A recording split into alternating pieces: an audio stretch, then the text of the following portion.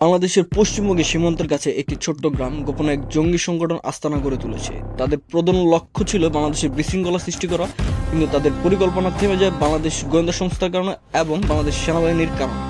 এদিকে বাংলাদেশের বিশেষ সেনাবাহিনীর একটি এলিট ইউনিট অপারেশন সিংহ দল, যাদের নেতৃত্বে ছিলেন মেজর আরিফ আর তার সাথে ছিল ক্যাপ্টেন রোমানা, লেফটেন্যান্ট সাব্বির এবং অন্যান্য পেশাদার সেনা।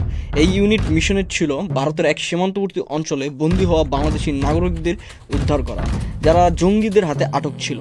রাত গভীর হতে চলেছে। ঢাকা সদর দপ্তর থেকে পাওয়া তথ্য অনুযায়ী ভারতের সীমান্তবর্তী অঞ্চলে একটি গোপন জঙ্গি আস্তানায় 15 জন বাংলাদেশি নাগরিক আটক রয়েছে। তাদের উদ্ধার করার জন্য বাংলাদেশ সেনাবাহিনী রেডি এবং মেজর আরিফের নেতৃত্বে এই অত্যন্ত ঝুঁকিপূর্ণ মিশন শুরু হতে যাচ্ছে। বিশেষ গোয়েন্দা সূত্র অনুযায়ী শত্রুরা চৌকস, কঠিন ও ভালোভাবে প্রশিক্ষিত। তাদের কোনো ভুল করা চলবে না। সারা অঞ্চলের উপর নজর রাখতে ড্রোন পাঠানো হয়েছে।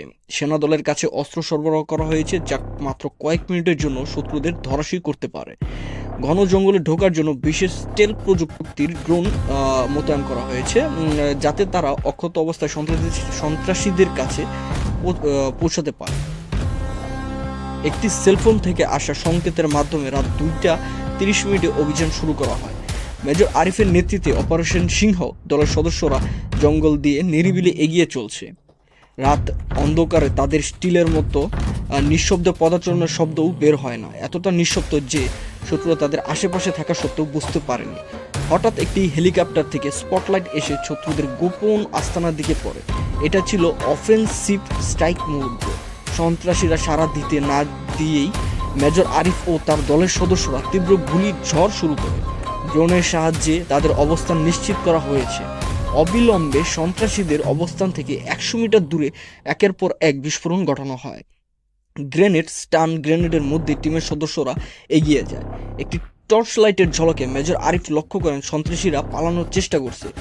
তার চেহারায় এক মুহূর্তের জন্য উত্তেজনা দেখা দেয়, কিন্তু এরপরেই তিনি সাঁতার কাটতে শুরু করেন। ক্যাপ্টেন রোমানা, যিনি একাধিক শত্রুর পক্ষে মোকাবিলা করতে পারদর্শী, গুলি করে সন্ত্রাসীদের দলে এক বিশাল ফাঁক-ফোকর তৈরি করেন। লেফটেন্যান্ট সাব্বির ও তার দল বিভিন্ন দিকে ছড়িয়ে সন্ত্রাসীদের হাতে ধরা বন্দীদের উদ্ধার করতে এগিয়ে আসে। কিছু মুহূর্ত পর মেজর আরিফ ও ক্যাপ্টেন রোমানা বিক্ষত বন্দীকে উদ্ধার করেন। তারা চোখে ভয় আর আত্মবিশ্বাস। মেজর আরিফ তাকে শান্ত করে বললেন, ভয় পাওয়ার কিছু নেই, আমরা এখানে আছি। এবং ঠিক আছে, সন্ত্রাসীদের শেষ জোড়া হামলার প্রস্তুতি নেয়। টিমের সদস্যরা দ্রুত বন্দীদের নিরাপদ জায়গায় সরিয়ে আনতে থাকে। একটা মুহূর্তের জন্য মনে হয় সবাই হারিয়ে যাবে, কিন্তু মেজর আরিফ সিগন্যাল দেন। এক বিশাল বিস্ফোরণের পর পুরো জঙ্গি আস্তানা ধ্বংস হয়ে যায়।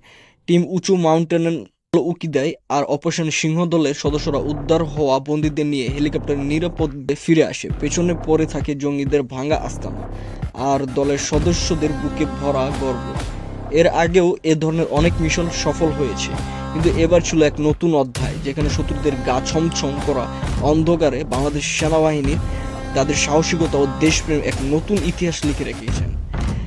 প্রিয় বন্ধুরা, বাংলাদেশ সেনাবাহিনীদের জন্য একটা লাইক, কমেন্ট অ্যান্ড সাবস্ক্রাইব করে দিন।